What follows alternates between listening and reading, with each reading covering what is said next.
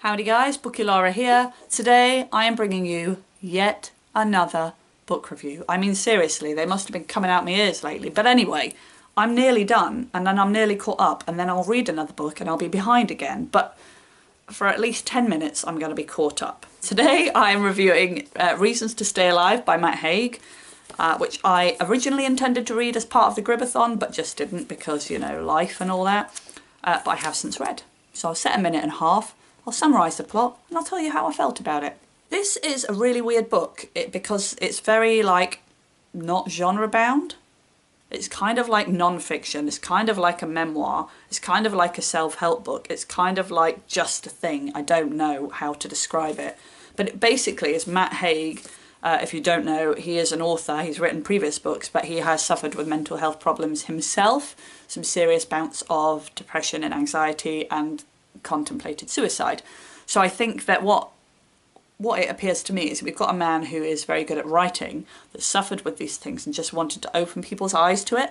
And I think it's possibly the best thing that he ever did because he does it so well, and it's almost become what he does now, is that he helps people. I love following him on Twitter and on Instagram because he posts these things which just motivate you and inspire you and make you realise that you are not alone. And I think that was one of the really big pluses about this book, was that you read it and quite often you're like, oh yeah, I've experienced that. So it's nice to feel that connection. But also, from my perspective anyway, I haven't suffered with it to this degree. So it makes me realise how much worse it could be, which is beneficial when you're at a dark time. I also love the fact that the chapters are really short, like they're often 2 or 3 pages long, and that was really positive for me, because when you're trying to read something, especially if you're finding things difficult, you don't want to be trawling through something heavy, you want to just dip in, dip out. I didn't love it, but I don't think it's the kind of book you're going to love.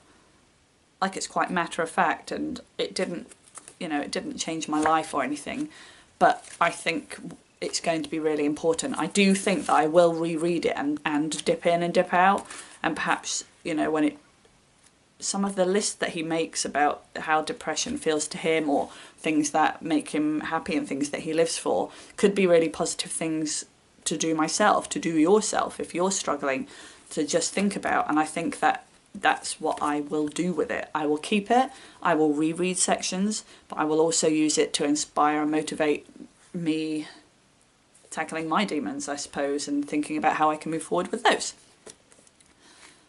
It's great though.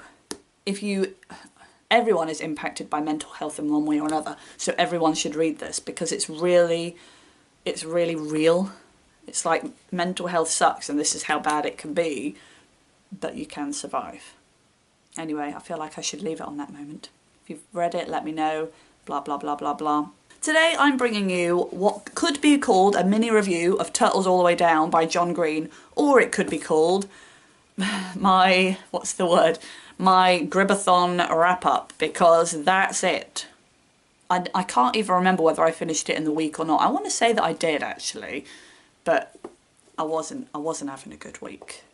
If I were to summarise the Gribathon, it's a mental health readathon that was spread over a week. It had a bunch of self-care challenges, but also there were a couple of book-related challenges, and I planned to read 3 books, and I read 1. And what is kind of, I don't know, ironic, is that the right word? I don't know. But I had a really, really bad night, the first night, like a really bad mental health night, without going into too much detail. And then for the rest of the week I was basically like a walking zombie. I didn't do anything of an evening. I didn't really read, I didn't really watch TV, I didn't do any of the self-care challenges, I did nothing except sit there. Although one thing that I did do was I did speak to the doctor, so I mean that's a positive. So anyway, I'm going to now review John Green's Turtles All the Way Down, because this is the book that I chose to read, and I did read it. So a minute and a half to tell you. Basically, this is Turtles All the Way Down. It tells the story of Asa, I think that's how it's pronounced, who has obsessive compulsive disorder, which is quite an interesting twist on the way that he's writing. I think you really get inside her head because it's told from her perspective, and I thought that was really interesting. But basically, her and her friend decide to try and find out what happened to this guy's dad, who's gone missing under suspicious circumstances. But to be honest, that almost felt irrelevant to me. I didn't feel like that was driving the plot at all. I didn't feel like, oh, I really want to know what's going to happen. Will they find him? Won't they find him? What's going to happen? Oh, what I was more interested in was just her development as a character, I think, and seeing how she would cope with life and her difficulties going through the things that ordinary teenagers do, like meeting boys and falling out with your friends and all that. So for somebody who's very usually plot driven, it was really interesting to read a book and actually almost not care about the plot, to care more about the character. And almost when the plot came full circle and there was all the reveal and that at the end, I was a bit like, oh, I don't care. It was almost like, yeah, hurry up, I want to see what happens to her. I want to see where she goes. And that was awesome. I don't know that it reflects anything in my own mental health, but then I don't have obsessive compulsive disorder, so maybe that's why. But I always think these books are important in reflecting, you know, it gave me an insight into a mental health disorder that I didn't know a lot about. And it also opens your eyes, I think, to the fact that everybody's fighting their own battles.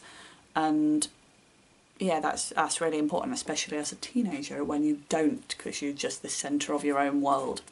Sorry to teenagers out there, but it's true. Anyway, if you've read it, let me know. If you took part in the Gribathon, let me know. And I don't know what else to say, but thanks for watching, guys, and I will see you next time. Bye-bye.